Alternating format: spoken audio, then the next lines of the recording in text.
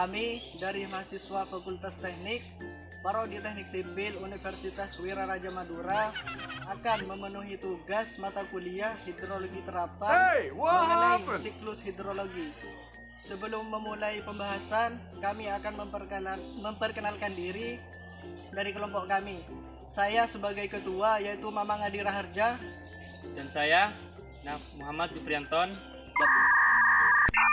dan saya Ahmad Askal Gofari. saya atas nama Iqbal Maulana. Saya Ridho Putra Pratama. saya Ahmad Darabi Akbar. Oke. Dan untuk teman-teman yang menonton video ini, jangan lupa ya subscribe, like, share, dan komen yang ada di bawah ini. Oke. Saya akan menjelaskan tentang pengertian dari siklus hidrologi secara umum, yaitu siklus yang terjadi di lingkungan perairan. Siklus ini akan terus berjalan dan tidak akan berhenti. Proses air dan atmosfer yang turun ke bumi dalam bentuk hujan ataupun salju, kemudian akan kembali lagi ke atmosfer secara berulang terus-menerus.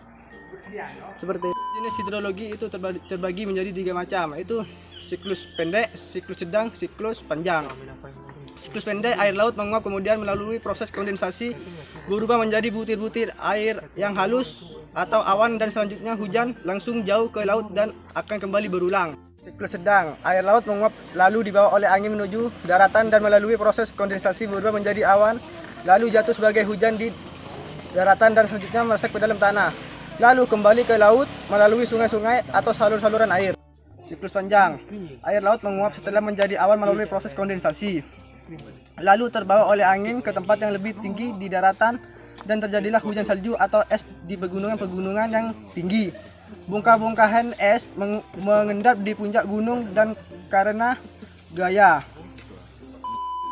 Tahapan proses terjadinya siklus hidrologi antara lain: 1. Evaporasi adalah proses perubahan air yang berwujud cair menjadi gas atau bisa disebut dengan penguapan sehingga naik ke atas atmosfer bumi dan laut. 2. Transpirasi adalah proses penguapan air ke atmosfer oleh tumbuh-tumbuhan dan tanaman hidup. 3. Kondensasi adalah proses perubahan uap air menjadi partikel-partikel es. 4. Sublimas adalah proses perubahan es di kutub atau puncak gunung menjadi uap air tanpa harus melalui proses pencairan. 5. Adveksi adalah perpindahan awan dari satu titik ke titik lainnya dalam horizontal akibat tiupan angin atau perbedaan tekanan udara. Runoff adalah proses pergerakan air dari tempat yang tinggi menuju tempat yang rendah di permukaan bumi yang berlangsung melalui saluran-saluran air. Dan di bagian tengah, kondisi ketinggian air mencapai 36 cm. Karena pada saat ini kondisi pada musim kemarau. Dan di bagian hilir, sumber mata air Bersoka yang mengalir melalui selokan dengan lebar 60 cm dan tinggi 80 cm yang mengalir terus sampai aliran menyatu dengan sungai-sungai kecil sampai menuju ke sungai besar dan bersatu dengan lautan. Dan ini kondisi bagian hilir dengan lebar 60 cm dan tinggi 80 cm. Kondisi ini adalah di bagian hulu, dan air muncul dari permukaan tanah yang berada di bawah pohon besar tersebut. Berikutnya saya akan membahas tentang siklus hidrologi yang terjadi pada air tanah yang dangkal yang bisa disebut juga sumber mata air.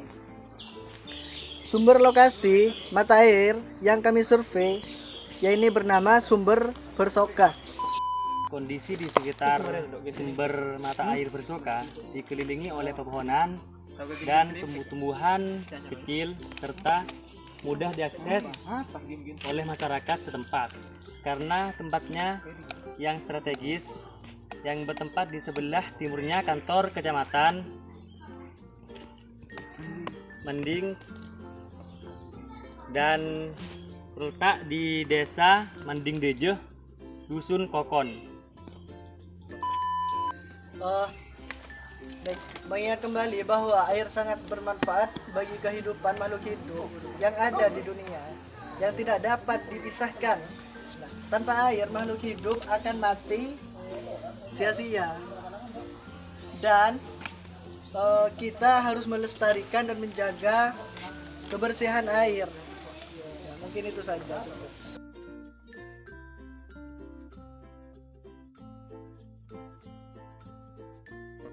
Tugas kuliah hidrologi terapan tentang siklus hidrologi pada sumber air.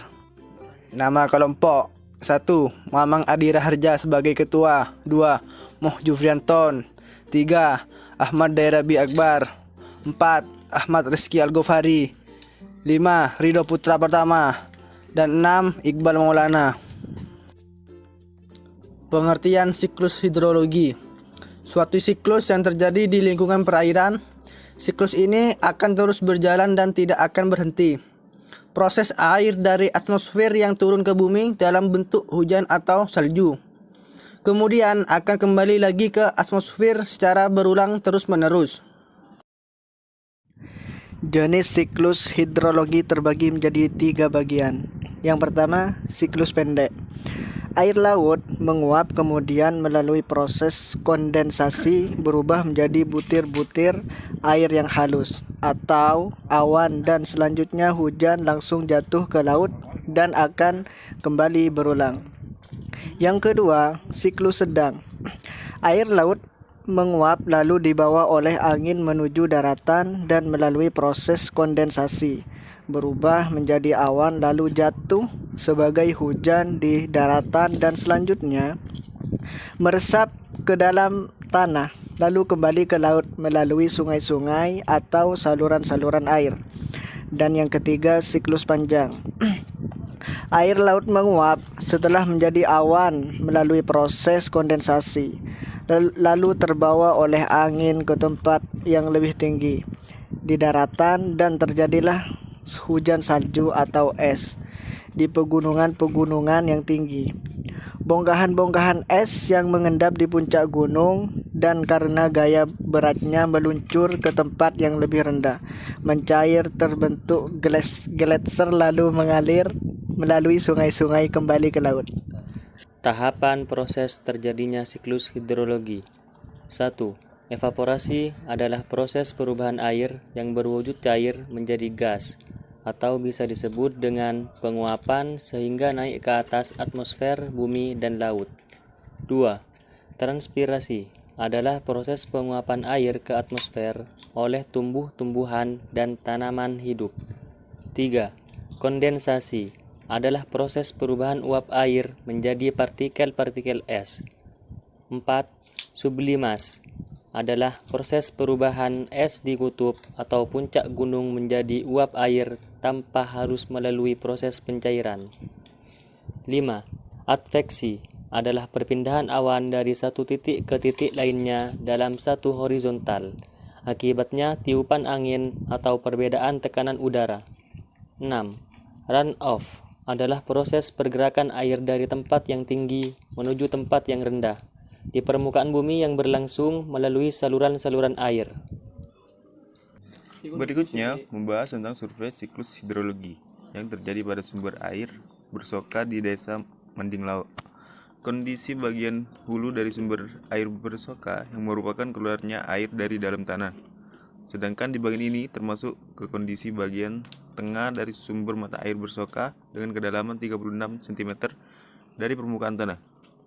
Dan ini kondisi bagian hilir sumber air dengan lebar 60 cm dan tinggi 80 cm yang mengalir melalui saluran terus menyentuh dengan sungai-sungai kecil, kemudian menuju ke sungai besar sampai bersatu dengan lautan. Di sekitar sumber air bersoka dikelilingi oleh pepohonan dan tumbuh-tumbuhan kecil serta tempatnya yang mudah diakses oleh masyarakat setempat karena lokasinya yang strategis dan bertempat di sebelah timurnya kantor Kecamatan Manding di Desa Mandinglao, Dusun Kokon. Daur hidrologi juga dikenal sebagai siklus hidrologi, merupakan suatu proses peredaran atau daur ulang air secara yang berurutan secara terus-menerus. Air yang ada di bumi kita ini jumlahnya relatif, tetap dan selalu mengalami sirkulasi. Dan sirkulasi inilah yang disebut sebagai daur hidrologi. Perubahan yang dialami oleh air bumi hanya terjadi pada sifat, bentuk, dan juga persebarannya. Faktor utama terjadinya presipitasi adalah adanya 1. Massa uap air. 2. Adanya inti kondensasi seperti partikel debu, kristal, garam, dan lainnya. Serta 3. Adanya perdinginan udara karena pengangkatan udara secara siklonik, orografik, dan konvektif. Menurut proses terjadinya presipitasi dapat dibedakan menjadi 3 tipe, yaitu 1. Presipitasi siklonik, terjadinya akibat naiknya udara dan dipusatkan ke arah tekanan rendah. 2. Presipitasi konvektif, terjadi karena udara panas naik ke lapisan udara yang letaknya lebih tinggi dan lebih dingin.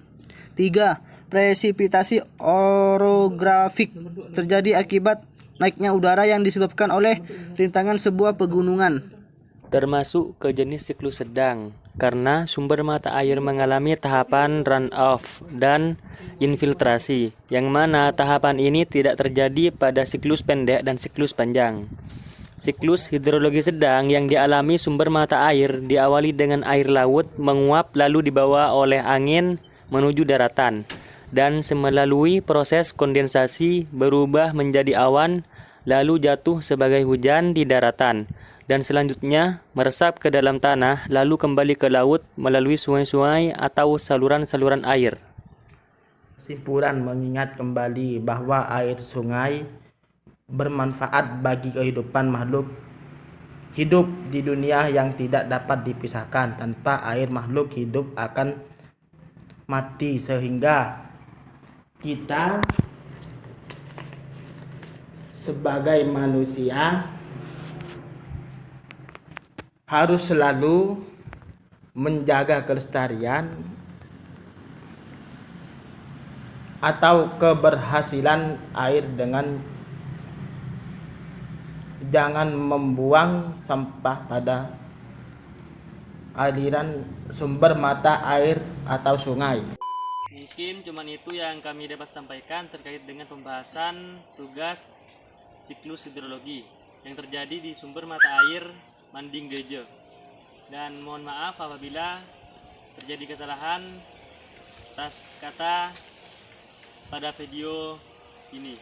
Dan sekian, terima kasih. Assalamualaikum warahmatullahi wabarakatuh.